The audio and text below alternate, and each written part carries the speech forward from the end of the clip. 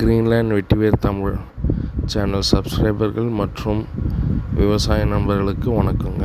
இந்த வீடியோவில் நம்ம பார்க்க போகிறது என்னென்னா, இப்போ இந்த பாக்ஸில் நம்ம கொடுத்துருக்க பவுடரை 50 லிட்டர் தண்ணியில் மிக்ஸ் பண்ணிவிட்டு, பாதி பவுடரை மிக்ஸ் பண்ணிவிட்டு, இந்த வேரை நல்லா அந்த தண்ணியில் ஊற வைக்கணுங்க.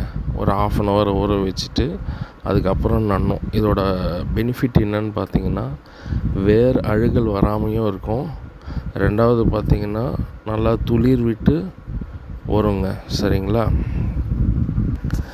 அதே மாதிரி நம்ம கம்பெனியில் ஒரு பேகுக்கு 2 நாற்று தரேங்க. எதனால் பார்த்திங்கன்னா, இப்போ பல கம்பெனி வந்திருக்காங்க, புதுசாக செஞ்சிட்ருக்காங்க. அதுவும் இல்லாமல் நம்ம பழைய கஸ்டமரோட ரிசல்ட்டெல்லாம் பேஸ் பண்ணி நம்ம இப்போ பார்த்திங்கன்னா 2 நாற்றாக தரோங்க. எதனால் கேட்டிங்கன்னா, இப்போ 1000 பேக்குக்கு 1000 நாற்று கொடுத்து அதை நட்டு கரெக்டாக ஒரு மாதம் 1.5 மாதம் கழித்து பார்த்திங்கன்னா 75லேருந்து 110 பேக் வரைக்கும் செடி சரியாக வர்றதில்லை. ஏதாவது ஒரு பிரச்சனையால் அந்த நாற்று சரியாக வர்றதில்லை. நம்ம கம்பெனி இல்லைங்க, எல்லா கம்பெனிலையும் இது மாதிரி ஒரு பிரச்சனை இருக்குது.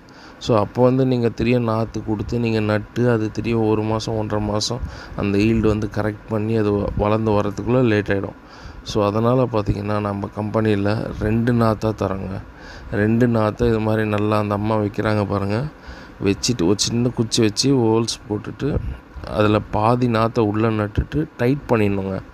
எதுக்காக டைட் பண்ணோம் பார்த்திங்கன்னா, அப்போ தான் உங்களுக்கு நம்ம கொடுத்துருக்க அந்த மெடிசன் நல்லா வேலை செய்யும். அது இல்லாமல் கீழே உரம் வச்சுருக்கோம். நம்ம டைட்டாச்சுன்னா அது ஃபுல்லாக க்ரோ ஆகிறதுக்கு நல்லா வசதியாக இருக்குங்க. Thank you very much.